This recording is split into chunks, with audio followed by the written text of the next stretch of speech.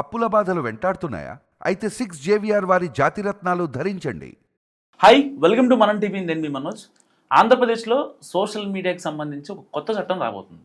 So ఇంతకు ముందులాగా ఎవరిని పడితే వాళ్ళని, ఏ స్థాయిలో ఉన్న వాళ్ళైనా పిచ్చి పిచ్చిగా మాటలు పెడదాం, సోషల్ మీడియాలో రాసేద్దాం వాళ్ళ గురించి, ఏది పడితే అది నోటికి వచ్చింది మాట్లాడదాం అంటే కుదరదు. సో ఇప్పుడు కొత్త చట్టం రాబోతుంది. దాని గురించి అసలు విధి విధానాలు ఏంటి మాట్లాడదాం. మనతో పాటు కట్టా కార్తిక్ గారు ఉన్నారు. నమస్కారం అండి. ఏంటి సార్ కొత్త చట్టం సోషల్ మీడియాకి సంబంధించి? మరి ఇప్పటికైనా ఈ పిచ్చి రాతలు రాసేవాళ్ళు, పిచ్చి మాటలు మాట్లాడేవాళ్ళు ఆగుతారంటారు దాంతో? ఆంధ్రప్రదేశ్లో సోషల్ మీడియా నియంత్రణ చట్టాన్ని తీసుకురాబోతుంది కూటమి ప్రభుత్వం. ఎందుకంటే ప్రభుత్వం తన పని కంటే కూడా ఈ ఫేక్ మెసేజ్ల మీద ఫైట్ చేయడం ఎక్కువైంది. ఇప్పుడు అమరావతి మునిగిపోయిందని ఒక పోస్ట్ వస్తుంది. అమరావతి మునగలేదు అని ప్రభుత్వం నిరూపించుకోవాలి. అది నిరూపించుకోకపోతే అమరావతి మునిగే రాజధాని, చిన్నపాటి వరద వచ్చినా కొట్టకపోయే రాజధాని అనేది ఎస్టాబ్లిష్ అయితే రేపు అమరావతికి వచ్చే పెట్టుబడులు అయిపోతాయి. కాబట్టి అమరావతి బాగానే ఉంది అనేదాన్ని ప్రభుత్వం ఎస్టాబ్లిష్ చేసుకోవాలి. వాడు బురద చేసేవాడు చాలా ఈజీగా వేసేస్తాడు. ఏముందో ఒక చోట వరద వచ్చిన పుట్టో పెట్టేసి, లేదు ఎక్కడో ఉత్తరాఖండ్ లో వరద వచ్చిన పుట్టోను కూడా అమరావతిగా మార్పింగ్ చేసి ఆ పుట్టో పెట్టి అమరావతి కొట్టకపోయింది అని పెడతాడు. లేదు అమరావతి బాగానే ఉందని నువ్వు నిరూపించేరాలి. లేదు అమరావతి కన్స్ట్రక్షన్ బిల్డింగ్స్ కాడికి పోయి అక్కడ వాటర్ వచ్చాయనుకో, ఆ వాటర్ ఫోటో తీస్తాడు. దాన్ని ఫేస్బుక్ లోనో ఇన్స్టాలోనో పెట్టి చూసారా అమరావతి పరిస్థితి ఏందో అని పెడతాడు. అది అక్కడ కన్స్ట్రక్షన్ జరుగుతుంది కాబట్టి అక్కడ ఆ పరిస్థితి ఉంది, ప్రతి చోట ఆ పరిస్థితి లేదు, అక్కడ గుంటలు తవ్వారు, ఆ గుంటల్లో వాటర్ వచ్చినాయి అనేది నువ్వు ప్రూవ్ చేసుకోవాలి. అంటే వాడు బురద చేస్తా ఉంటే నువ్వు కడుక్కుంటా ఉండాలి. తర్వాత మొన్న పెన్షన్ సంబంధించి, సరే పెన్షన్లు అంటే ఏదైనా పబ్లిక్ ఇష్యూని అందరూ మాట్లాడగలగాలి, వాస్తవానికి మాట్లాడగలగాలి. ప్రభుత్వం తప్పు చేస్తే తప్పు అనగలగాలి, ఒప్పు చేస్తే ఒప్పు అనగలగాలి. అయితే వైసీపీ ఏం అలవాటు చేసిందంటే ప్రభుత్వం మీద బురద చల్లాలి, ఫేక్ సమాచారాన్ని అందించాలి. నిజానికి పెన్షన్ సమస్య మొదట్లో కొంత నిజంగానే ఉంది. అంటే వీళ్ళు రివ్యూ చేద్దాం అనుకున్నారు, దాదాపు 4-5 లక్షల పెన్షన్ రివ్యూ చేశారు, వికలాంగుల పెన్షన్ని. అంటే ఫేక్ పెన్షన్లు ఉన్నాయనేది ప్రభుత్వం యొక్క ఆలోచన. కాబట్టి ఆ ఫేక్ పెన్షన్ తొలగించుదాం, ఒరిజినల్ వరకు ఇద్దామనే ఆలోచనతో రివ్యూ చేశారు. ఆ రివ్యూలో కొంతమంది ఒరిజినల్ పెన్షన్దారులు కూడా నష్టపోయారు. ఆ నష్టపోయిన దాన్ని మాట్లాడకుండా వైసీపీ ఏం చేసింది, ఎగ్జాంపుల్ కోసం చెప్తున్నా, రమేష్ అని ఉమ్మడి అనంతపురం జిల్లా, ఇప్పుడు సత్యసాయి జిల్లాకు సంబంధించినటువంటి ఒక ఇన్స్టాగ్రామ్లో రెగ్యులర్గా వీడియోలు చేసేటువంటి ఒక వ్యక్తి చెయ్యి చొక్కా లోపలికి పెట్టేసుకొని, నాకు ఒకటే చెయ్యి ఉంది, జగన్మోహన్ రెడ్డి గారు ఉన్నప్పుడు నాకు పెన్షన్ వచ్చేది, ఇప్పుడు పెన్షన్ తీసేసింది ఈ కూటమి ప్రభుత్వం, నేను వికలాంగుణ్ణి, నేను పెన్షన్ రావాలి, కానీ జగన్మోహన్ రెడ్డి ఇచ్చాడు, కూటమి ప్రభుత్వం తీసేసిందని చెప్పేసి ప్రచారం మొదలుపెట్టాడు. ఇప్పుడు ప్రభుత్వం ఏం చేయాలి? అప్పుడు ఆ వీడియో వైరల్ అయిందనుకో, బయట సమాజం చూసే సమాజం ఏమనుకుంటారు, ఓ ప్రభుత్వం పెన్షన్లు తీసేస్తుంది అనుకుంటారు, ఇవ్వట్లేదు అనుకుంటారు. పైగా ఇంకొంతమంది వికలాంగులు కూడా భయపడే అవకాశం ఉంటుంది, అమ్మో పెన్షన్లు తీసేస్తున్నారేమో అని భయపడే అవకాశం ఉంటుంది. కానీ తర్వాత రోజుకే ప్రభుత్వం అతను ఎవరు ఐడెంటిఫై చేశారు. సార్ నిజంగా ప్రభుత్వమే ఐడెంటిఫై చేయాలి, ఫస్ట్ ఆ ఊరిలో ఐడెంటిఫై చేశారు. అనేక 2 చేతులు బాగానే ఉన్నాయి కదా, నీ వీడియో వైరల్ అవుతుంది ఏంది, నీకు పెన్షన్ ఏంది, అసలు ఈనాడు తప్పుగా పెన్షన్ తీసుకున్నావు నువ్వు అని ఆ ఊరిలో నిలదీయడం స్టార్ట్ చేశారు. తర్వాత అతను ఇన్స్టాగ్రామ్ ఇన్ఫ్లుయెన్సర్లు అనేటువంటిది విషయాన్ని ఐడెంటిఫై చేసిన తర్వాత ప్రభుత్వం అతన్ని అరెస్ట్ చేస్తూ అప్పుడు పడేసింది. కానీ ఏది ఏమైనా జరగాల్సిన నష్టం జరిగిపోయిందిగా, ప్రచారం అయితే జరిగిపోయిందిగా ఫస్ట్. సో ప్రభుత్వం మళ్ళా ప్రచారం చేయాలి, ఇదిగో పలానోడు అని చెప్పేసి ప్రచారం చేయాలి. అంటే ఒక అబద్ధం అంటే నిజం నిగ్గు తేరే లోపు అబద్ధం ఊరంతా జుట్టు వస్తుంది. ఆ అబద్ధాన్ని మళ్ళీ ఇది నిజం అది అబద్ధం అని నువ్వు ప్రూవ్ చేయాలంటే నువ్వు చాలా రిస్క్ తీసుకోవాలి. ఇప్పుడు చంద్రబాబు నాయుడు గారు ఈ ఫేక్ దాని మీద పెద్ద ఎత్తున దృష్టి పెట్టారు, అదే ఆయనకి తలకనొప్పిగా మారింది. ఇప్పుడు మన యూరియా ఉంది ఎగ్జాంపుల్, రైతులకి యూరియా మొదట్లో కష్టాలు వచ్చిన మాట వాస్తవం, దాంట్లో ఏం భిన్నాభిప్రాయం లేదు, వచ్చినాయి. ఆంధ్రప్రదేశ్లో యూరియా కష్టాలు ఉన్నాయి, తెలంగాణలో ఉన్నాయి, తమిళనాడులో ఉన్నాయి, కర్ణాటకలో ఉన్నాయి, దేశవ్యాప్తంగా ఉన్నాయి. యూరియా కొరత వచ్చిన మాట వాస్తవం. అయితే యూరియాకి ఎన్డీఏ గవర్నమెంట్ ఆంధ్రప్రదేశ్లో అధికారం ఉండటం ఫలితంగా కావాలంత సప్లై అయితే మొదట్లో జరిగింది. ఆ జరిగిన యూరియా కొంత పక్కదో పట్టింది, తర్వాత మళ్ళీ అది రైతులకి సక్రమంగా అందించే పని జరుగుతుంది.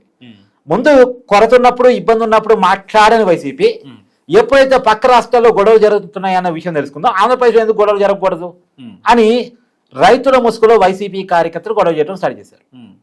అసలు యూరియా వస్తుంటే రారీని అడ్డుకొని, రైతులు రారీని అడ్డుకున్నారని ఫోటోలను సర్క్యులేట్ చేసి స్టార్ట్ చేశారు. అడ్డుకునేది వైసీపీ వాళ్ళు, మళ్ళీ రైతులు అడ్డుకున్నారని దాన్ని సర్కిట్ చేస్తారు. ఎగ్జాంపుల్ కోసం వైజాగ్ జిల్లాలో కొంతమంది వైసీపీ కార్యకర్త రైతుల ముసుగులో ఒక లారీని యూరియా పోతున్నటువంటి గోడను పోతున్నటువంటి లారీని అడ్డుకొని గోల చేశారనుకో, ఆ ఫోటోని సర్క్యులేట్ చేస్తూ ఉంటారు. అది ప్రకాశం జిల్లాలోనూ నెల్లూరు జిల్లాలోనూ ఏమనుకుంటారు, రైతులు ఆందోళన చేస్తున్నారు అనుకుంటారు. ఎందుకంటే వాళ్ళు వైసీపీ కార్యకర్తల విషయం నెల్లూరులో ఉన్న వాళ్ళకి, చిత్తూరులో ఉన్న వాళ్ళకి, ఒంగోలులో ఉన్న వాళ్ళకి తెలియదు కదా అక్కడ ఉన్న వైసీపీ కార్యకర్తలని. నిజమైన రైతులు అనుకుంటారు, రైతులు ముసుగులోనే వీళ్ళు చేస్తారు కాబట్టి. సో అలా సర్క్యులేట్ చేయటం, ప్రజల్ని భ్రమల్లో ఉంచేయటం. నిజానికి అమరావతి మునిగిందన్న ప్రచారం అమరావతి ప్రజలు నమ్మరు, ఎందుకంటే వాళ్ళు రెగ్యులర్ చూస్తారు కాబట్టి. గుంటూరు ప్రజలు నమ్మరు, విజయవాడ కొట్టకపోయింది అంటే విజయవాడ ప్రజలే నమ్మరు. కానీ విజయవాడ కాకుండా రాయలసీమలో ఉన్న ప్రజలు ఉంటారు కదా, అవునేమో పెద్ద ఎత్తున వరదలు వచ్చినాయేమో, అమరావతి మొత్తం కొట్టకపోయిందేమో, అయినా అక్కడే కడుతున్నారు కదా అనేటువంటి ఒక నెగిటివ్ ఫీలింగ్ అవతలకి వస్తుందిగా, రెగ్యులర్గా ఆ ప్రాంతాన్ని చూడని వాళ్ళకి వస్తుంది కదా. అంటే మిగతా ప్రాంతాల్లో భ్రమలు కల్పించవచ్చు అనే ఉద్దేశంతో ఆ రకమైన ఫేక్ ప్రచారం చేస్తూ ఉన్నారు. ఇక వీళ్ళు ఫేక్ ప్రచారాలు చేస్తూ ఉంటారు, అవి తప్పు అని ప్రభుత్వం కడుక్కుంటుండాలి. వీళ్ళు బురదేస్తూ ఉంటారు, వాళ్ళు కడుక్కుంటూ ఉండాలి. ఇది పెద్ద తలకెనపిగా మారిన తర్వాత లేదు, సోషల్ మీడియా నియంత్రణ చట్టం పట్టుకు రావాలి. అందులోనూ గతంలో వైసీపీ అధికారంలో ఉన్నప్పుడు ఏం జరిగింది, చంద్రబాబు నాయుడిని వాళ్ళ కుటుంబ సభ్యుల్ని, నారా లోకేష్ని ఆయన వ్యక్తిత్వాన్ని, పవన్ కళ్యాణ్ని వాళ్ళ కుమార్తెలతో సహా అందరినీ ఇష్టం వచ్చినట్టు రభసగా బూతులతోటి సోషల్ మీడియాలో పోస్టులు పెట్టారు చాలా మంది. పోసానికి ఇష్టం లాంటి వాళ్ళు ఇష్టం వచ్చినట్టు మాట్లాడటం, అలాంటి వీడియోలు సోషల్ మీడియాలో సర్క్యులేట్ చేయటం, వరా రవీందర్ రెడ్డి లాంటి వాళ్ళు పెట్టిన పోస్టులు. ఈవెందో జగన్మోహన్ రెడ్డి గారితో రాజకీయంగా విభేదించిన పాపానికి షర్మిల గారిని కూడా వదిలిపెట్టలేదు, షర్మిల గారికి సపోర్ట్ ఇచ్చిన పాపానికి విజయమ్మ గారిని కూడా వదిలిపెట్టలేదు, వాళ్ళ తండ్రి కోసం న్యాయ పోరాటం చేస్తున్న వైఎస్ సునీత గారిని కూడా వదిలిపెట్టలేదు. అంటే వీళ్ళందరి క్యారెక్టర్ అసాసినేషన్ చేశారు. చివరికి విజయమ్మ గారు ఎవరు, జగన్మోహన్ రెడ్డి గారి తల్లి, ఆమె క్యారెక్టర్ మీద కూడా ఇస్తారీతను ప్రచారం చేశారు. అంటే మహిళల మీద గౌరవం లేకుండా విపరీతమైనటువంటి పోకడలతో ప్రచారం చేశారు. కాబట్టి వీటన్నిటిని కంట్రోల్లో తీసుకురావాలి. ఇప్పుడు హోంమంత్రి అనిత గారి మీద కూడా రకరకాల వ్యాఖ్యానాలతో ఇప్పటికీ పోస్టులు పెడుతూనే ఉంటారు కొంతమంది. సో ఇట్లాంటి వాళ్ళందరినీ కంట్రోల్ చేయాలి. కొంత కంట్రోల్లోకి వచ్చినా బూతులు కంట్రోల్లోకి వచ్చాయి, కానీ ఫేకులు కంట్రోల్లో రాలే. బూతులు కంట్రోల్లోకి వచ్చాయి, బూతులు పెట్టడానికి కొంచెం భయపడుతున్నారు, కేసులు పడుతున్నాయి, కానీ ఫేకులు కంట్రోల్లో రాలే. ఎందుకంటే ఏది ఫేకో ఏది నిజమో ప్రభుత్వం కనిపెట్టేసరికి కొంత టైం పట్టింది కదా, ఆ లోపు మనం ఫేకులు నమ్మించవచ్చు కదా అనే కారణం చేత ఫేకులు పెద్ద ఎత్తున ప్రచారం చేస్తూ ఉన్నారు. కాబట్టి ఈ ఫేక్ను కంట్రోల్ తీసుకురాకపోతే ప్రభుత్వానికి నష్టం జరిగింది. అంటే ఇన్స్టెంట్గా యాక్షన్ తీసుకున్న అవకాశం ఉందంటారు. లైక్ ఇప్పుడు ఎట్లా అంటే డిప్యూటీ సీఎం మీద కొన్ని పోస్టులు పెట్టారు, వైసీపీ నాయకులు కావచ్చు, కార్యకర్తలు కావచ్చు, వాళ్ళంతా ఇన్స్టెంట్గా పోస్టులు పెడితే వెంటనే పోలీసు వాళ్ళు రంగంలో దిగి వాళ్ళని రాత్రికి రాత్రి వచ్చి మా ఊళ్ళో కూడా వేసుకెళ్తారు కొంతమందిని. సో ఇట్లా అలాంటి యాక్షన్ ఉండబోతుందా ఈ కొత్త చట్టంలో అంటున్నాం. అంటే నిజానికి ఇప్పటి వరకు ఉన్న చట్టాల ప్రకారం సోషల్ మీడియాలో పోస్టులు పెడితే వాళ్ళ మీద యాక్షన్ తీసుకోవడానికి ప్రాపర్ యాక్ట్ లేదు, ప్రాపర్ సెక్షన్స్ లేవు. కాబట్టి కొంత వెసులుబాటు ఉండటం వల్ల, అది స్టేషన్ బెయిలబుల్ కేసులు కావటం వల్ల, దాని మీద కోర్టు తీర్పులు కూడా ఉండటం వల్ల చాలా ఇష్టారీత అయిపోతుంది. అందుకని ఒక పర్టికులర్ చట్టం పట్టుకొద్దాం అనుకున్నారు. ఇప్పుడు రాబోయేటువంటి చట్టం ప్రకారం ఒకవేళ చట్టం తీసుకొచ్చి, ఎందుకంటే ఈజీగానే అమలైపోద్ది, 164 మంది కూటమి ఎమ్మెల్యేలు ఉన్నారు కాబట్టి వన్స్ అసెంబ్లీలో బిల్లు తీసుకొచ్చారంటే ఆ బిల్లు ఈజీగానే పాస్ అయిపోయింది. సో ఇప్పుడు మండలిలో కూడా పాస్ కావడానికి అవకాశాలు ఉన్నాయి. అందులో ఇంకోటి ఏంటంటే మన ఈ వర్షాకాల సమావేశంలో ఇదే నెలలో తీసుకురావచ్చు అనేటువంటి ఆలోచనలు కూడా ఉన్నాయి. తీసుకొస్తే మాత్రం అవన్నీ కంట్రోల్ అయిపోతే ఇమీడియట్గా వాళ్ళ మీద యాక్షన్ జరిగిపోయింది, అది కూడా త్వరితగతిన యాక్షన్ జరిగిపోయింది. రేపు పోతే ఇవన్నీ కంట్రోల్కి వచ్చే అవకాశం ఉంది. కాకపోతే నేను ఒక జర్నలిస్ట్గా ఏమంటానంటే, భావ ప్రకటన స్వేచ్ఛకి, వాక్ స్వాతంత్ర హక్కుకి ఇబ్బంది లేకుండా చట్టాన్ని పట్టుకురావాలి. ఎందుకంటే రేపు పొద్దున మనం జర్నలిస్టులుగా మనం ఏం చేస్తాం, మన కాడికి వచ్చినటువంటి ఒక ఆరోపణని ఎక్స్పోజ్ చేసి ప్రజల ముందు పెడతాం. మనమేం నిరూపించలేం, మన కాడి వ్యవస్థ ఉండదు, మన కాడేం పోలీసింగ్ ఉండదు. మనం ఇండిపెండెంట్ జర్నలిస్టులుగా మన కాడికి వచ్చేటువంటి కొన్ని విషయాలని ప్రజల ముందు పెట్టేటువంటి ప్రయత్నం చేస్తాం.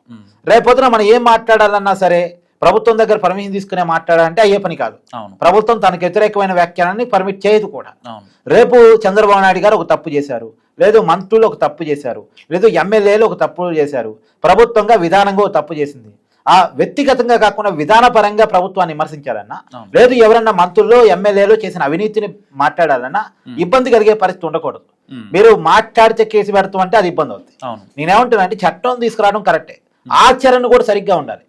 మీ ఏ ఉద్దేశాలతో చట్టాన్ని తీసుకురాదలుచుకున్నారన్న విషయం కొంత మాకు అర్థమైంది, కానీ ఆ చట్టం పరిధి దాటకుండా ఉంటే చాలా బెటర్. అది గనక అమలు విషయంలో పరిధి దాటి మాకు వ్యతిరేకంగా ఎవరు మాట్లాడితే వాళ్ళని లోపలేస్తాం అంటే మాత్రం ఇది కరెక్ట్ కాదు. ఇప్పుడు మా కాడికి వచ్చినటువంటి విషయాల్లో కొంత 60% నిజం ఉండొచ్చు, 40% అబద్ధం ఉండొచ్చు. అవును. కానీ అది నిజమా అబద్ధమా నిరూపించే తర్వాతే మనం ప్రజల ముందు పెట్టాలంటే ఏ విషయాన్ని ప్రజల ముందు పెట్టలేం.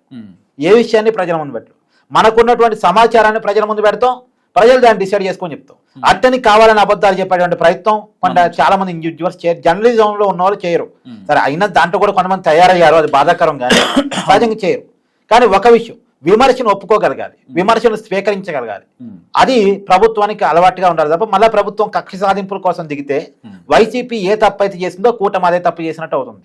వైసీపీ ఏ రకంగా అరాచకంగా, అక్రమంగా, చట్ట రహితంగా అంటే చట్ట విరుద్ధంగా అక్రమ మార్గాల్లో జర్నలిస్టు మీద కేసులు పెట్టి ఇబ్బంది పెట్టే ప్రయత్నం చేస్తుందో, భావ ప్రకటన స్వేచ్ఛను తొక్కే ప్రయత్నం చేస్తుందో, మరి అదే తప్పు కూటమి చేయకూడదు. ఎందుకంటే భావ ప్రకటన స్వేచ్ఛను తొక్కాలనుకునే వాళ్ళు, వాక్ స్వాతంత్రపు హక్కుని తొక్కాలనుకునే వాళ్ళు ఈ దేశంలో మిగిలినట్టు చరిత్ర చెప్పట్లేదు. ఈ దేశంలో కాదు, ప్రపంచంలోనే ఎవడు మిగల.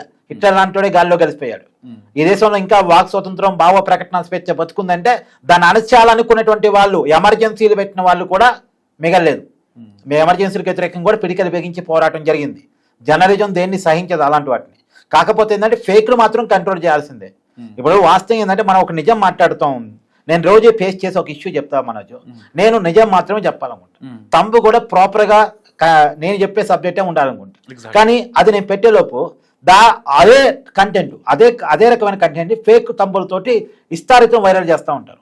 అప్పుడు నేను ఒరిజినల్ గా చెప్పినటువంటి వీడియో కంటే కూడా ఫేక్ తంబులతో ప్రమోట్ చేసే వీడియో పెద్ద ఎత్తున వైరల్ అవుతుంది.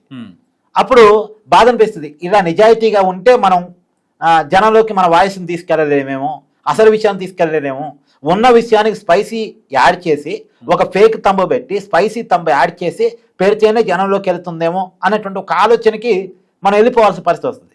సో మన వీడియోలు ప్రమోట్ చేయాలనుకుని మనం పెట్టుకునేటువంటి ఎస్ఈఓలు కూడా వాళ్ళు కావాలనైనా ఈ వీడియో వైరల్ చేయాలి, ఈ కంటెంట్ పోవాలి, ముందు ఫేకో రాంగో, లోపల విషయం అయితే కంటెంట్ బాగుంది కదా ఫేక్ తంబు పెడదాం అనుకునే ఆలోచనకి వెళ్ళిపోతారు. ఈ ఆలోచనని కట్ చేయాల్సిన అవసరం ఖచ్చితంగా ప్రభుత్వం వైపు నుంచి ఉండాల్సిందే.